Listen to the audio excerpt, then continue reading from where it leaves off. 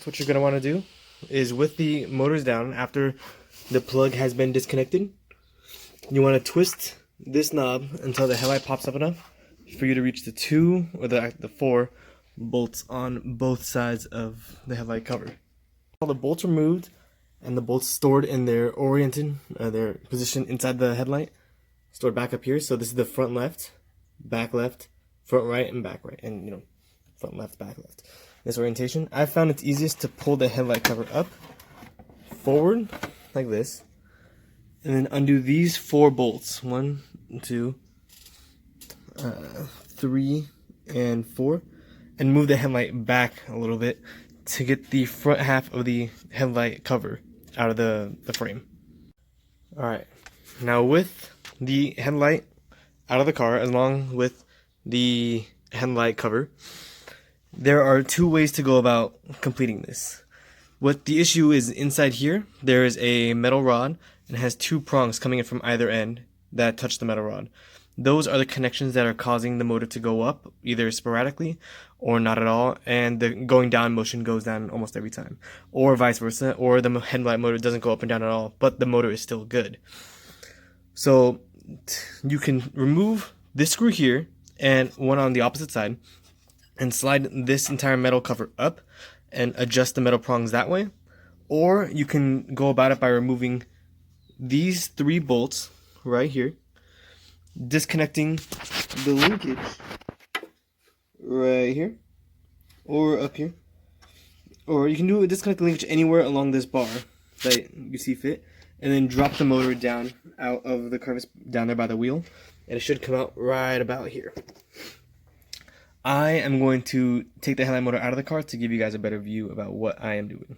With the headlight motor out of the car and the linkage disassembled right at the middle joint, I used a flathead and pried it up against there and popped it out.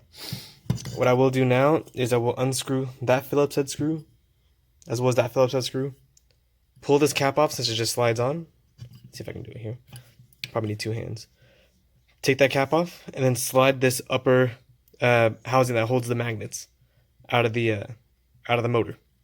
Once the magnet housing along with the motor slide out, the cap is here and the 2 screws are there. I did need a little bit of heat to get them out because for some reason there is some corrosion in here. So these are the 2 connectors I was talking about. And so the one, I believe this is right. This one is for the retraction. This is for the retraction motion of the headlight, and this is for the headlight going up. So these little carbon brushes, I believe there are, they just have to wear it out over time. This one actually just has some grease on the tip, so it's not getting as good of a connection, which is my reason for the intermittent headlight being immobile. So what I will do is I will clean up the tip, maybe bend this in a little bit more, give this a little bit more curve so it gets a better connection onto the metal shaft of this headlight motor, and then put it all back together and see if it works. Now with the motor reattached, or the magnet and motor reinserted into the housing, rebolted in, time to put this back inside the car and see how we did. What I just said before, we're not going to put the motor inside of the frame of the car itself. We're going to make sure that it works properly when we use the headlight switch inside the car. So what we're going to do, I'm going to try to set up the camera in a way where you can see this pivot arm, and for the headlight to go, the other headlight is up, so this is in the up position. When I push the headlight retractor motor button inside the cabin, this should go 180 degrees back here to the other side to be at fully closed. So let's see if I can find a way to set up my camera.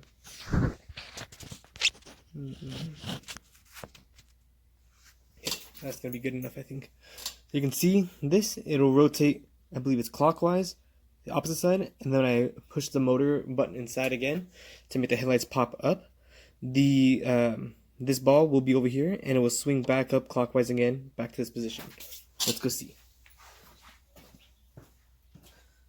So the headlights are in the up position right now, and now they're going to be in the down position.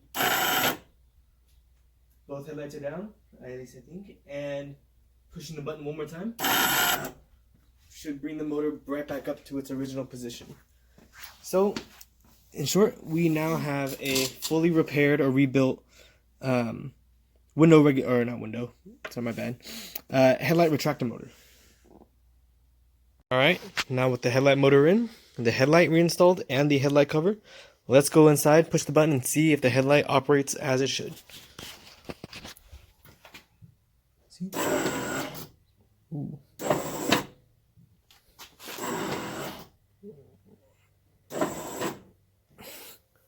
So although they don't go up at the exact same time, or go down, they both do go up and they both do go down, which is a lot better than spending, I think it's $350 on Mita Motorsports, without shipping, without taxes. So to get something to work to get you through in a pinch while you order your new headlight motor, this is a good option. Also, the one reason why it may be raising and lowering much slower than the other one that has not yet to be rebuilt is because of the type of grease I used. I did not reuse the OEM, it's kind of like a egg yolk colored grease. I removed that, cleaned it off, and then used some white lithium grease. So that might be a little bit thicker and causing the slight delay. I believe when the motor heats up or when it gets a little bit hotter outside, the grease will start to loosen up and become a little bit more free flowing, allowing the headlight to move up and down just as fast as the other one. Thank you.